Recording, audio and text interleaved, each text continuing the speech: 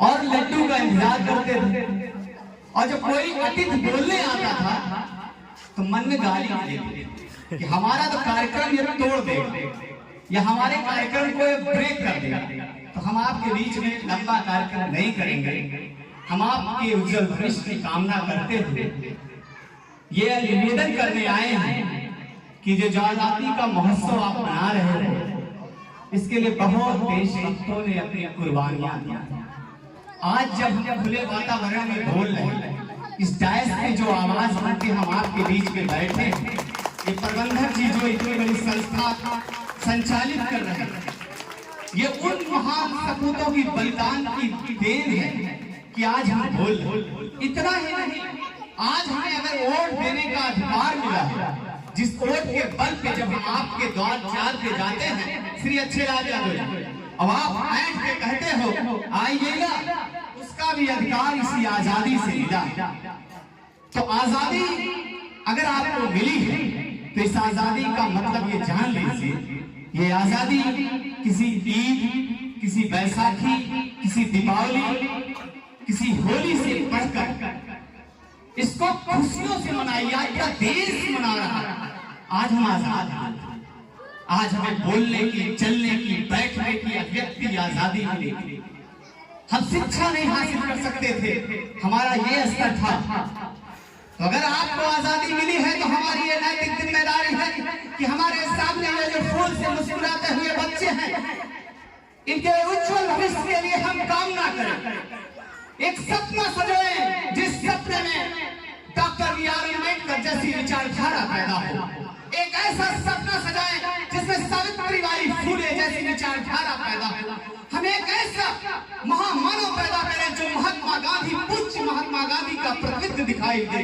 हम एक ऐसा मुस्लिम लीडर पैदा करें जिसे हम प्यार से वैज्ञानिक कहते हैं, जिन्होंने मिसाइल मैन की बोल पाई, जिसे हम कहते हैं एपीजे अब्दुल कलाम साहब। अगर आजादी मिली है, उस आजादी के पर्व को हमारी एक नैतिक जिम्मेदारी है कि इस देश को सजोने संवारने में जो हमारे महापुरुषों ने अपने त्याग और बलिदान को दिया है, जिनके मुख्य पन्ने में 1857 की क्रांति का जब जिक्र होता है, उस जिक्र में एक नाम गूंजता है, मंगल पांडे। तो कहीं न कहीं आपके सामने एक राइफल थाने, एक अंग्रेजी ब्रिटिश खड़ा मिलता है, तो उसी पन्ने में माता दीन भंगी भी मिलता है। ये मैं दावे से कह सकता हूँ।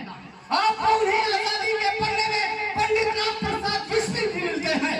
लेकिन आज ये जो डायस में गार्जियन बैठे हैं, इनकी ये नैतिक जिम्मेदारी है कि 15 अगस्त के शुभ अवसर पर जब आप यहाँ से निकल के जाइएगा, तो आपकी ये नैतिक जिम्मेदारी है कि समाज में जो दहेज रूपी कायम एक कैंसर की तरह समाज को डसने का काम कर रही है, उसको भी रोकने का काम आपको करना होगा। आप जब इस घर से निकल के विद्यालय परिवार से जाइएगा, ये फूल से मुस्कुराते हुए बच्चों को संकल्पित होकर के कहिएगा कि जो दारू के ठेके पे लाइन में लगा करके दारू पी करके एक नौजवान, एक घर का गार्जियन जब सोता है, उसकी भावना उसको देख करके जब रोती है और एक सपना सजा करके जब उसके सपने टूट जाते हैं, वो कहती है कि मेरे बच्चों का विवाह कैसे होगा, मेरे बच्चों की शिक्षा दीक्षा कैसे पूरी होगी, मेरे घर का भरण कैसे होगा। तो ये भी आपकी नैतिक जिम्मेदारी है। जूते से मार के भगाइए ऐसे नशेड़ी और फकीरी लोगों को जो समाज में कैंसर का रूप धारण करके हमारे भारत को गंदा करने का भी काम कर रहे हैं। मुझे आप वोट दो या ना दो, मुझे आप बहिष्कृत करो, लेकिन जो मेरी लड़ाई है वो जो सोशल जस्टिस की है, सामाजिक न्याय की है। जिस सामाजिक न्याय को लेकर के कभी डॉक्टर बी आर अम्बेडकर ने संघर्ष किया था, जिस सामाजिक न्याय को लेकर के कभी ज्योतिराव फूले ने संघर्ष किया था, कभी सावित्रीबाई फूले ने किया था, कभी गणेश चंद्र विद्यार्थी ने किया था, और कभी छत्रपति साहू जी महाराज ने किया था, और कभी श्रद्धेय नेता मुलायम सिंह यादव ने किया था, कभी माननीय काशीराम साहब ने किया था, कभी गांधी जी ने किया था। उस गांधी ने जिसने कहा था गीता यादव जी, ने कहा था गीता यादव जी कि जब एक व्यक्ति शिक्षित होता है, जब एक व्यक्ति शिक्षित होता है तो फिर व्यक्ति शिक्षित रह जाता है, लेकिन जब एक बेटी शिक्षित होती है तो एक समाज शिक्षित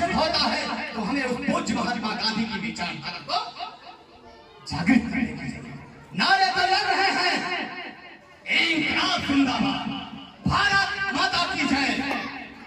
इन नारों से आपका परिवर्तन नहीं होगा। हमारी ये लड़ाई है कि इस देश में हम प्रोफेसर पैदा करें। हमारी लड़ाई है कि हम इस देश में एक डॉक्टर, एक इंजीनियर पैदा करें। हमारी ये लड़ाई है कि हम इस देश में व्यवसायी पैदा करें।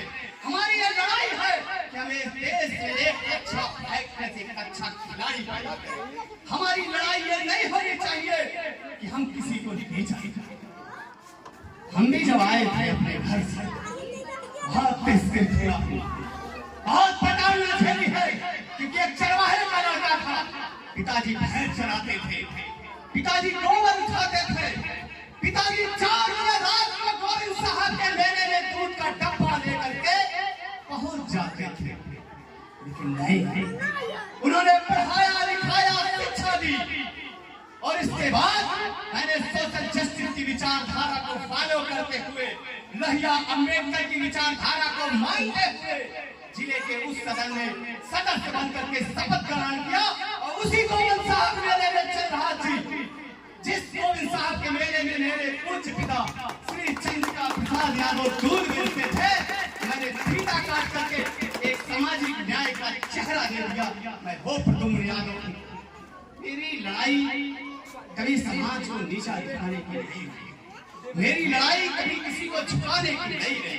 मैंने हमेशा अपने जीवन में ये सोचा कि जो मेरी आने वाली पीढ़ियां हैं, इनके उज्जवल भविष्य की मैं कैसे कामना करूं। इनके लिए निरंतर मैं काम करता रहता हूं। मेरे क्लास फेलो देखिए, रामधानी जी बैठे हैं, रामधानी तो मेरे विचारों से वाकिफ हैं।